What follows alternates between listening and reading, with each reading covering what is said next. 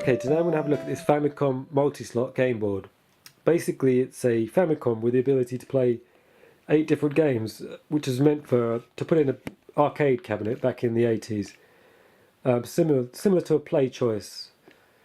However, I believe this is a bootleg. I don't believe it's actually a Nintendo product.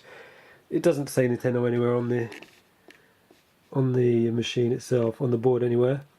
However, the font is very similar to Nintendo font, as you can see there, but I believe it's a bootleg.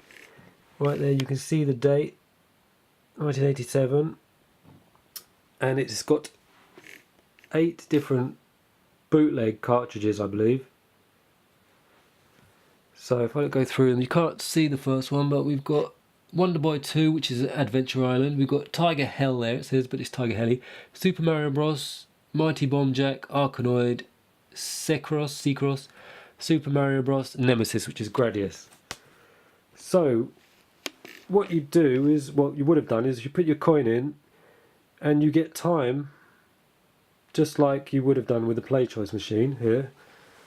Here's the timer board, the timer LED board.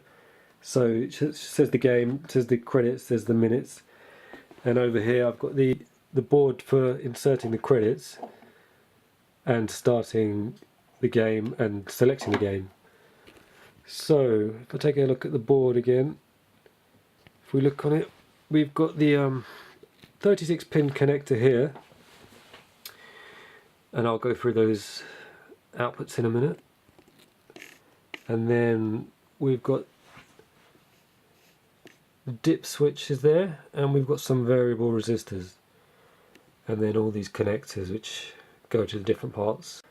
Here is the power, which I've connected up.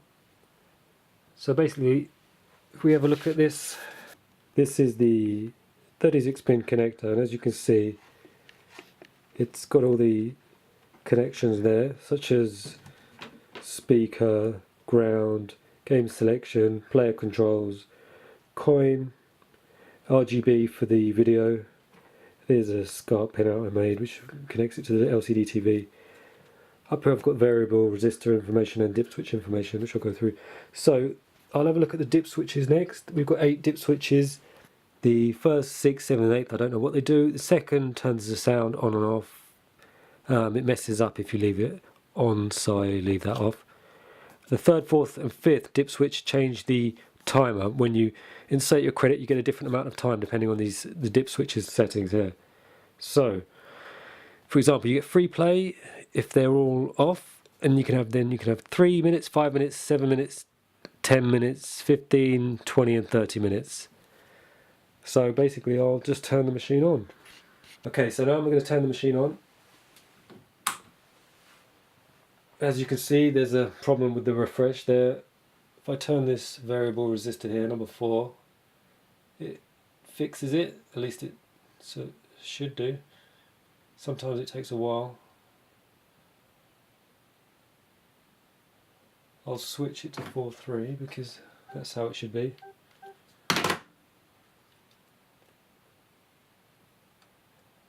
Right, there we go. Right, as you can see, automatically the game switches after, I think it's about 20-30 seconds. So I'll just go through them. If you can see, I've got the game switch here, so if I press that, and you can see on this screen here we've got game 2, Super Mario Bros, game 3, which is game 4 because it starts from 0, Mighty Bomb Jack, Arkanoid, Secros, I don't know how you say that.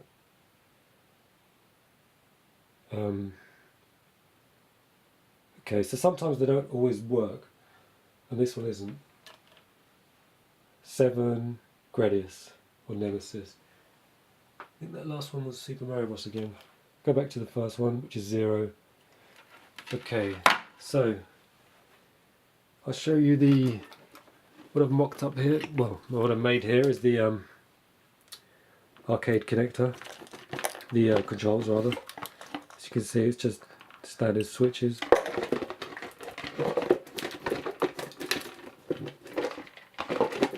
And I'll put a coin in here and well, you might not be able to hear, but the sound came on there. You get the hum rather. If I press start on here, the game starts. And if you look over to this side, you can see that it says credit 1.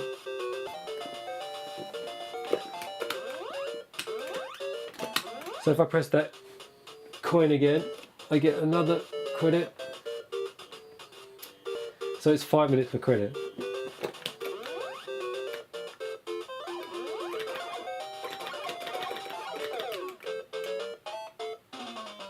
Right, anyway, so I'll switch again.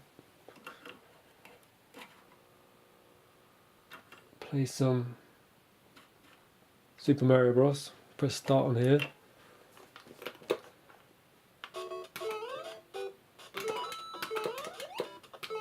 It's just standard Mario Bros.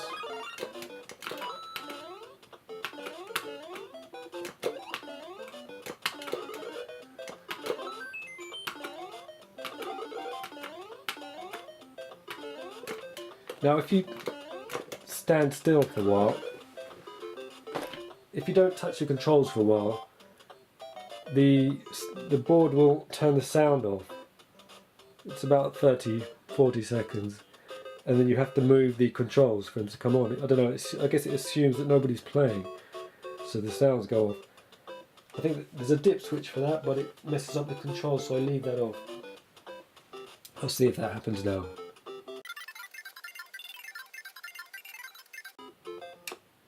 And there you go, so the sound turns off, and if I move the control stick left, oh, left doesn't work. If I turn it right, it comes on. So left doesn't work, but right does. Anyway, so what else can we have a look at? The variable resistors here. So the first one is change the exposure. So this is, even though it's a Famicom, it's outputting, it's taking the AV and it's converting it to RGB, which is what the LCD is reading here. So it's not a great picture. It's okay. I've done my best to make it look as good as I can, but there's only so much you can do. That's the sharpness.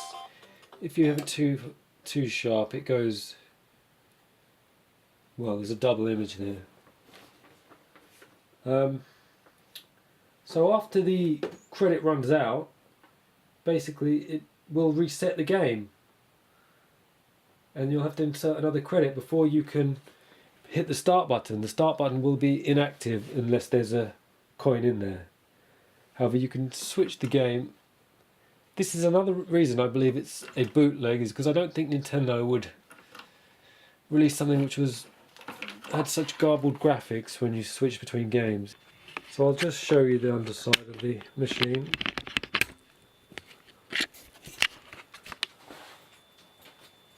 I'll get a torch out so you can see. So as I say, it's basically just a standard Famicom circuit board there. And that's about it really. You can play standard Famicom games on it, however it's quite picky in the order. You have to put in if it doesn't work in one slot, you can try it in another slot. Sometimes it is garbled graphics, it doesn't work, and then you try it in another slot and it does work.